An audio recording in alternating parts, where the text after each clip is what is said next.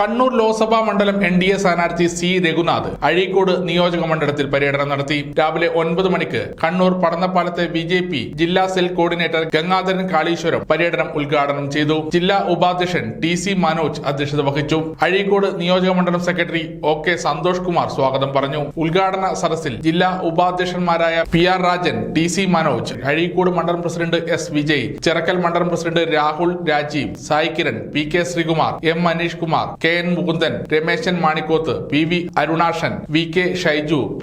സനീഷ് തുടങ്ങിയവരും സംസാരിച്ചു. കടലായി ക്ഷേത്ര പരിസരത്താണ് ഞാൻ നിൽക്കുന്നത്.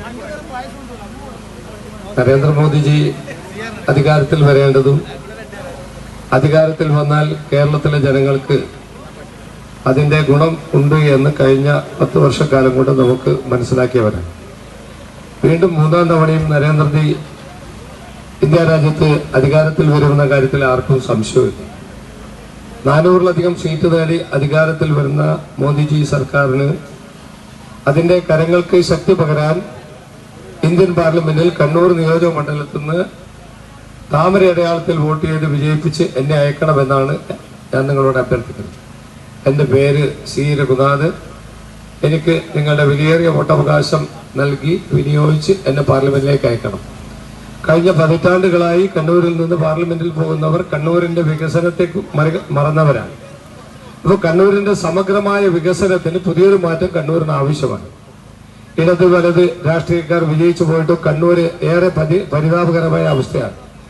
കഴിഞ്ഞ തവണ പാർലമെന്റിൽ പോയ MP മാരൊന്നും പാർലമെന്റിൽ കണ്ണൂരിന് വേണ്ടി സംസാരിക്കുന്നില്ല എന്നുള്ളതാണ് വസ്തുത. തുടർന്ന് ചാലാട്, ചക്കാട്ടിൽ പീടിക, പള്ളിക്കുന്ന്, പഴയ post office, Edachery Muthappankavu, TC മുക്ക്, കുന്നുംകൈ, കോറ്റാലി, പൊടിക്കുണ്ട്, പള്ളിക്കുന്ന് പാലം, നാലുമുക്ക്, പള്ളിക്കുളം, കടലായി അമ്പലം, കാഞ്ഞിരത്തറ, മന, കളരിവാതിക്കൽ, പാപ്പിനിശ്ശേരി, പുതിയകാവ്, കാട്ടിയം ടൗൺ, ആരോളി, ബോട്ടുപാലം, ചാൽ എന്നിവിടങ്ങളിൽ പര്യടനത്തിന് ശേഷം പുത്തംപാറയിൽ സമാപിച്ചു. സമാപന സമ്മേളനം BJP കോഴിക്കോട് മേഖലാ general secretary KK Vinod Kumar ഉദ്ഘാടനം ചെയ്തു. സമഗ്ര ന്യൂസ്, കണ്ണൂർ.